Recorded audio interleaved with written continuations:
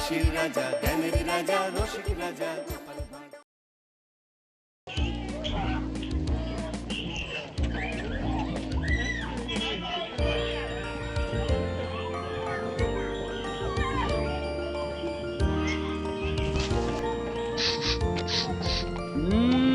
না, তোমার মশলায় একদম গন্ধ নেই, যত সব পুরনো বস্তা পচা মাল।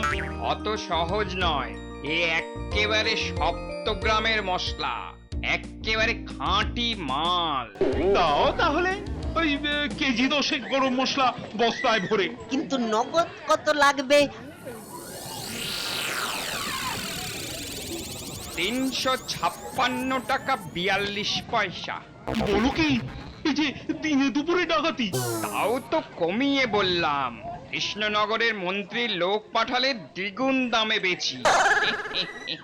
তাতে ওরও থাকে কিছু আর আমারও থাকে। হ্যাঁ, আচ্ছা, তাই নাকি?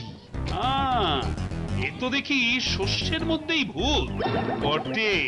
মঞ্চের পেটে পেটে এত, কিন্তু আগে তো একটু টের পাইনি। ওরে বাবা, কত রকমের মণিমুক্ত, কোনটা লাল কোনটা বেগুনি।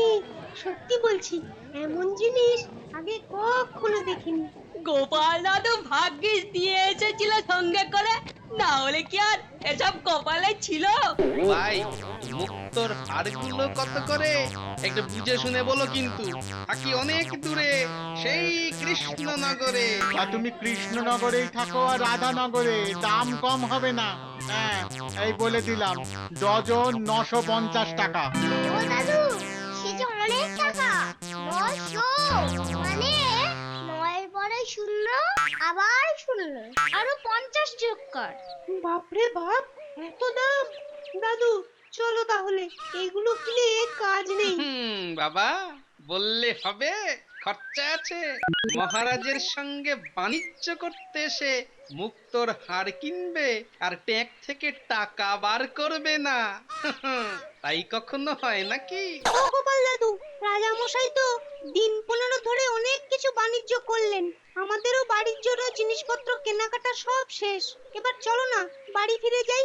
বাড়ির জন্য খুব মন কেমন করছে। ও গোপাল দাদু, চলো না, চলো চলো।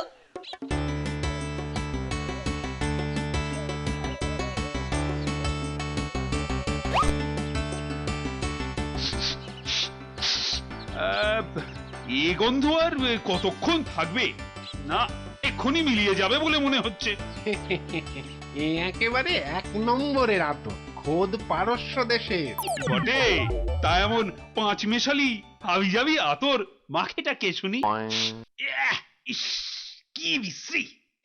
এই আতর আবার মানুষে মাখে নাকি? নেবার হয় নাও, না হলে যাও। এই আতর কৃষ্ণনগরের রাজা স্বয়ং কৃষ্ণচন্দ্র কিনে নিয়ে যায়, নিজের মন্ত্রীকে দিয়ে লোক পাঠিয়ে। এই বেটা বলে কি, কত ভাগা মন্ত্রী তাহলে এই সব ছাইপাশ নিয়ে যায় আমার জন্য? ভেবেই গাটা কেমন গুলিয়ে যায়। এই, কে রে? কে রে বেটা গায়ে থুতু বললি? কে রে? কে রে, হ্যাঁ? আপনি? মানে মানে ঠিক ঠিক বুঝতে পারিনি মহারাজ, ঠিক বুঝতে পারিনি। এই তো সবে শুরু, দাঁড়াও না, আরো কত কি বোঝানোর বাকি।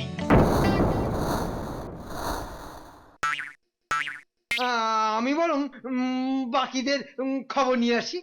ভাগ্যিস ছদ্মবেশে বাণিজ্য করতে এসেছিলাম, তাই তো কত কি জানলাম। একবার কৃষ্ণনগরে ফিরি, তারপর তোমায় দেখাচ্ছি আমার পয়সায় আমাকেই কিনা টুপি পরানো। মহারাজ, এমন করে যদি একটু নড়েন চড়েন আর চোখ কান একটু খোলা রাখেন, আরো কত কি দেখবেন মহারাজ। গোপাল, তুমি এক্ষুনি আমার কৃষ্ণনগরে ফেরার ব্যবস্থা করো। অনেক অনেক হয়েছে বাণিজ্য, যত সব জাল কাজ কারবার। একবার রাজ্যে ফিরতে পারলে বাঁচি। যেমন হুকুম করবেন মহারাজ। অনেকটা পথ যেতে হবে, তাহলে নম নম করে কাল সকালে বেরিয়ে পড়লেই হয়। কৃষ্ণনগরে ফিরেই আমাকে সব হিসেব মেলাতে হবে। আমার সঙ্গে ফাজলামি? আপনি মাথাটা একটু ঠান্ডা করুন মহারাজ, কড়ায় গন্ডায় সব বুঝিয়ে দেবো। আপনি তো জানেন আমার হিসেব একেবারে নিখুঁত। ভূত, তুমি একটা আস্ত ভূত। আমার ঘাড়ে চেপে তাতা থাই থাই তাতা থাই থাই করছো। তোমাকে ঘাট থেকে না নামানো পর্যন্ত আমার কোনো শান্তি নেই। এই রে, বুঝতে পেরে গেছে। তাড়াতাড়ি ফিরে হিসেব নিয়ে একটু গন্ডগোলগুলো ঠিক করতে হবে। মহারাজের আগেই ফিরতে হবে।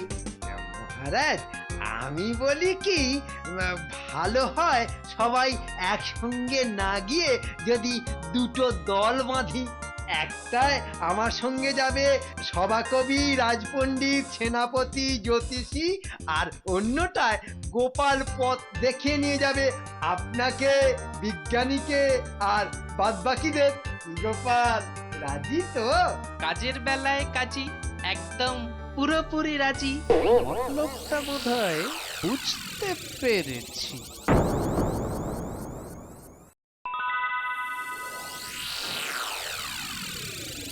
মহারাজ, সব গোছানো হয়ে গেছে, এবার রওনা হওয়া যাক। আরে না না, দাঁড়ান দাঁড়ান।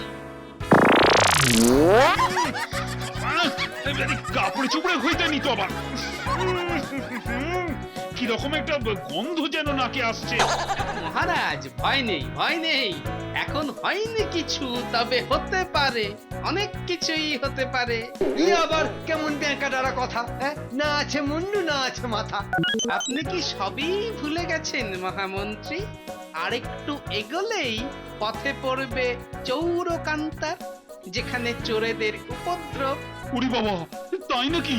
হ্যাঁ, তবে তো গোপাল ঠিকই বলেছে, একা একা না গিয়ে ওই দল বেঁধে যাওয়াই ভালো।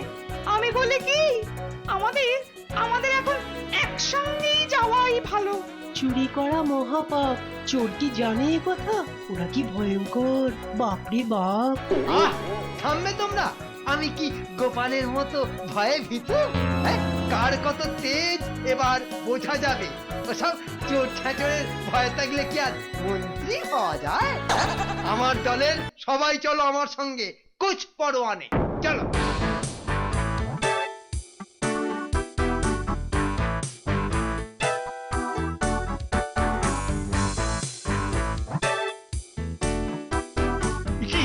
কি করলে গোপাল? আরে ওরা যে আগে পৌঁছে যাবে। আরে তাহলে আমাদের কি হবে? মন্ত্রীকে উস্কে দিয়ে কাজের কাজ হয়েছে। যেতে দিন মহারাজ, যেতে দিন। এখানে চেপে থাকুন আরো 3 দিন, তারপর নড়বেন। একটু খুলে বলো তো গোপাল। আরে আমার মাথায় তো কিছুই ঢুকছে না। সামনে চৌরকান্তার, আর সেটা কোনো ক্রমে পেরোলে পড়বে নিরুদক কান্তা। সেখানে এক ফোঁটা জলও পাওয়া যাবে না। কি? তবে তো ভারী বিপদ। আগে মহারাজ, জলের ব্যবস্থা আমি আগেই করে রেখেছি। গরুর গাড়িতে কলসি কলসি জল তোলা আছে।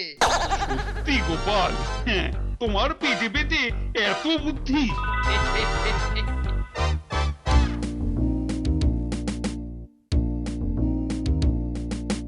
আমাদের দলবল থেকে চোরেরা আর ধারে কাছে ঘাসার সাহস করেনি। গোপালে সবটায় বাড়াবাড়ি, শুধু শুধু ভয় দেখিয়ে আমাকে পিছনে ফেলার কারসাজি। কথাটা একদম খাঁটি। গোপালের কথা শুনলে আমাদের সবটাই হতো মাটি। বিপদ অবশ্য আছে সামনে একটা, তবে ব্যবস্থা পাকা। আগে থেকেই সব সামলে নিয়েছি। সামনেই নিরুদক কান্তার, মানে জল ফল ওখানে পাবো না। জল আছে সঙ্গে যথেষ্ট। ও একেবারে পাকা মাথার কাজ।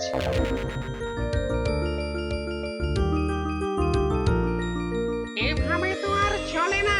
রোজ রোজ ডাঁটা চচ্চড়ি আর পালং শাকের ছেচকি, মুখে চড়া পড়ে গেল। কবে মানুষের ঠ্যাং ভাজা খেয়েছিলাম পোস্ত দিয়ে, এখন ভালো করে মনেও পড়ে না। হ্যাঁ, বুঝি বুঝি, তোমাদের দুঃখ সবই বুঝি, কিন্তু এই পথে রোজ রোজ মানুষ পাই কোথায় বলতো? মনে হচ্ছে ক্ষণিকের দল এদিকেই আসছে। এই ঠিকঠাক টোপ ফেলতে পারলে একেবারে কেল্লা ফতে।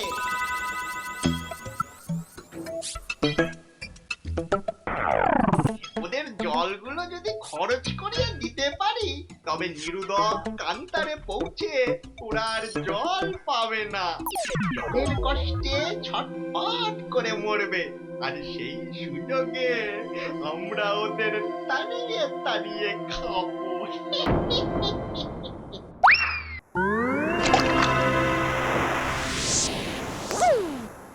ওমা, এই যে দেখি জলে একেবারে থই থই, মিছিমিছি খালি জল নেই বলে হইচই।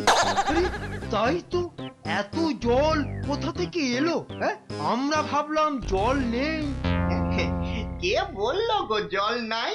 একটু আগেই তো ঝমঝমিয়ে বৃষ্টি হলো, পুকুর দিঘি সব জলে ভর্তি। মিথ্যে ভয় পাচ্ছ তোমরা, মিথ্যে ভয় পাচ্ছ। আর এত জলই বা বইছ কেন? সামনে জলে হাবুডুবু খাবে, আর একটু এগোও না। তাহলে সত্যি জল বয়ে নিয়ে যাবার কি দরকার? তবে চলো চলো সবাই একটু জিরিয়ে নিয়ে হাতে মুখে জল দিয়ে তারপর হাঁটি।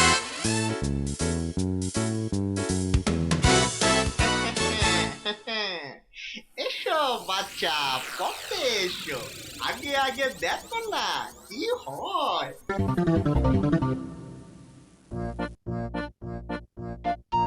গোপাল দাদু, আর কত দূর? ওই দেখুন, এদিকেই কে যেন আসছে। আরে সামনেই তো নিরুদক কান্তার, তা তুমি এমন জলে হাবুডুবু খেলে কি করে বলো তো? কে বলেছে তোমাদের? কে বলেছে?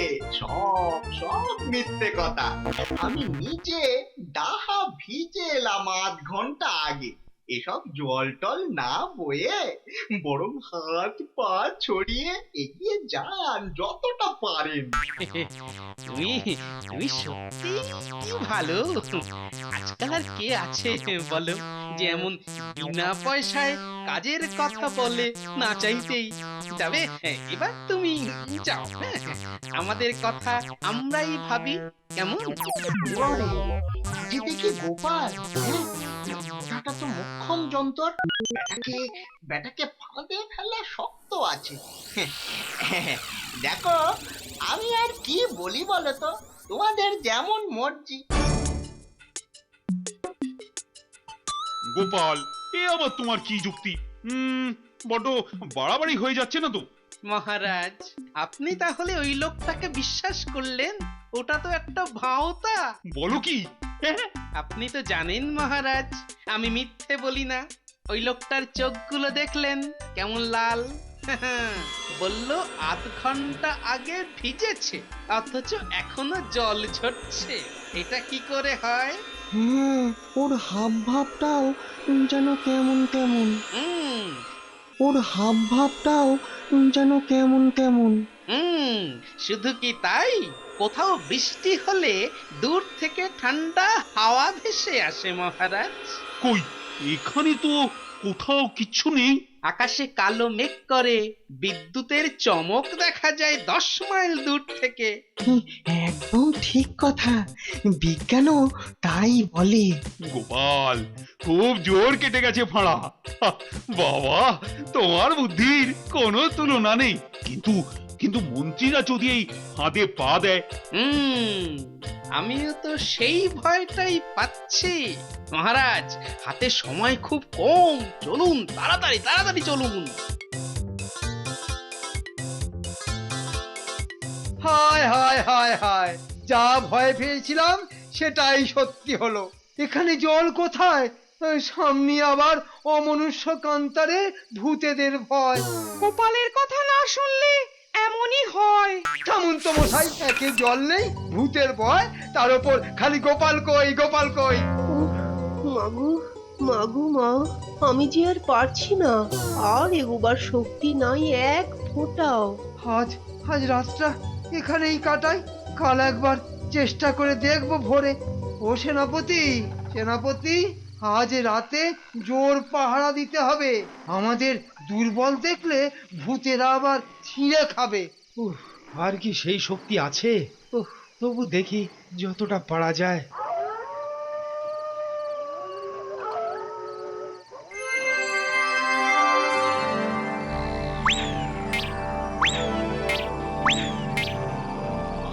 আরে কারা যেন ফিস ফিস করছে।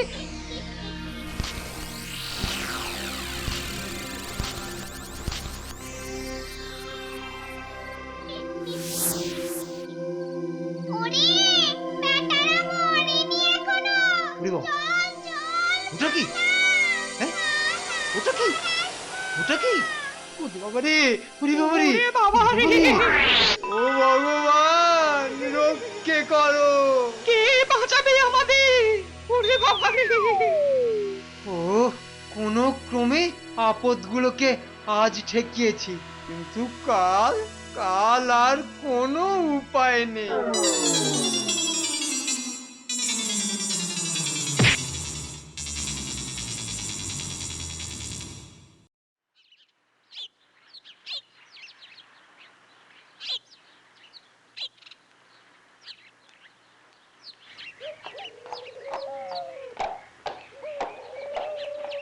ওই ওই তো মন্ত্রী, আরে তাড়াতাড়ি তাড়াতাড়ি। মনে হচ্ছে এখনো বেঁচে আছে সব। ঠিক সময়ে এসেছি। জল জল জল, একটু একটু জল দাও, একটু জল দাও, একটু জল দাও, একটু জল। নাও নাও, কোনো রকমে ওঠো এবার। সবটাই তোমার পাকামো। ঠিক হয়েছে, উচিত শিক্ষা হয়েছে এবার। ভাগ্যিস গোপাল ছিল, তাই এ যাত্রায় বাঁচলে, না হলে যে কি হতো তোমার। মহারাজ মহারাজ, আমায় আমায় ক্ষমা করুন, লোভে আমার বুদ্ধি নষ্ট হয়েছিল। আপনার আপনার সমস্ত টাকা আমি আমি ফিরে গিয়ে ফেরত দেবো। আমায় ক্ষমা করুন ভগবান। মৃত্যু ভয়ে সুবুদ্ধি হচ্ছে তাহলে? আমায় আমায় ক্ষমা করে দাও গোপাল ভাইয়া, আমায় ক্ষমা করে দাও। এখনো তেল দিয়ে যাচ্ছে। তার চেয়ে বরং এক কাজ করুন, চলুন চলুন, ওই যে দূরে গ্রামটা দেখা যাচ্ছে, ওখানে পৌঁছতে পারলেই কৃষ্ণনগর।